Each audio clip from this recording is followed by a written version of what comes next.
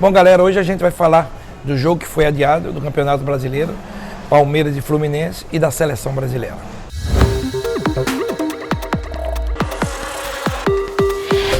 Valeu, galera, vamos falar um pouco desse jogo que foi adiado, né? É um jogo importantíssimo para as duas equipes, né? O Palmeiras vem de uma vitória espetacular diante do Goiás, uma boa vitória, um jogo difícil, né? Onde consegue a virada no final do jogo, né? O Goiás fez 1-0, o Palmeiras empatou, depois o Palmeiras vira o jogo no final, e é como eu falei, eu tinha falado da semana passada, o Palmeiras está vivo. É claro que um pouco dolorido por tudo que aconteceu no primeiro semestre, no início do segundo, né? O Palmeiras fora de competições, o investimento que foi feito é muito alto para sair fora do Paulista, da Copa do Brasil e também da Libertadores, né? Que era um sonho do Palmeiras ganhar essa Libertadores, mas eu falei, o Palmeiras está vivíssimo, ganhou do Goiás, e esse jogo, né, que foi adiado, dá a chance do Palmeiras diminuir essa diferença de 6 pontos para 3. O Palmeiras conseguindo uma vitória diante do Fluminense, diminui para 3. O Palmeiras está vivíssimo.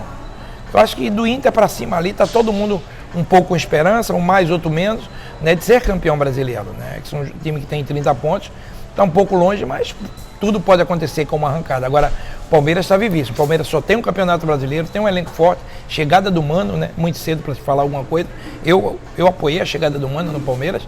Eu, na semana passada, tinha falado da experiência do Mano, do que ele conhece o futebol, né? Que a torcida apoie, que incentive o seu time. Eu acho que não tem que ficar pensando agora no que se passou. Não tem mais solução. O Palmeiras não vai ganhar Libertadores esse ano, não vai ganhar Paulista, nem vai ganhar a Copa do Brasil. O Palmeiras pode sim ser bicampeão do Campeonato Brasileiro, que é um campeonato dificílimo, né? Muitas equipes vão lutar junto com o Palmeiras, Flamengo, né? O próprio Inter que eu falei, né?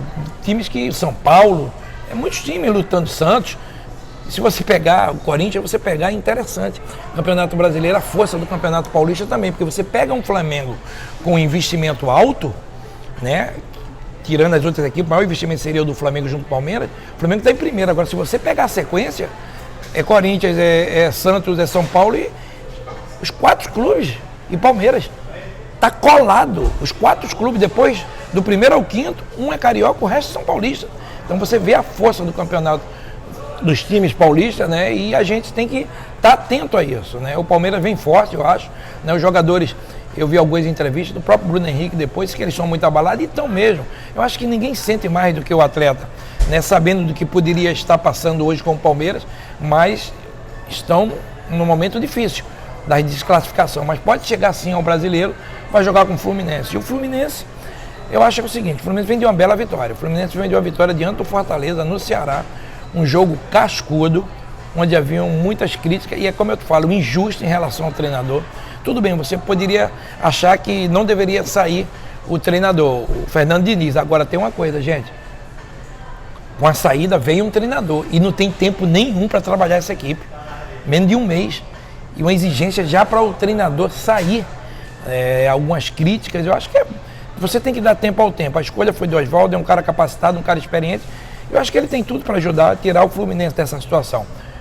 A vitória do Fluminense é importante para o Fluminense, para sair desse sufoco que é o Z4, né, e somar pontos. O Fluminense precisa somar pontos. Então, essa vitória é uma vitória belíssima, dá um novo ânimo ao treinador, aos seus jogadores, à comissão técnica, ao seu torcedor. É um jogo difícil, é um jogo cascudo, esse jogo do Palmeiras com o Fluminense, né? O Fluminense vem motivado diante de uma bela vitória. Esperamos um grande jogo. Bom, hoje a gente agora vai falar de Brasil e Peru, né? Mais um jogo amistoso da seleção brasileira, da seleção do Tite, veio de um empate, 2-2 com a Colômbia. O Brasil sofreu um pouco, sofreu principalmente no meio campo, né? Achei o primeiro tempo meio campo muito previsível da equipe do Brasil, né? Precisa uma mobilidade maior, uma qualidade maior. Se fala em algumas mudanças, pode ter ou não, né? A entrada do Bruno Henrique, colocando o Neymar para o meio campo.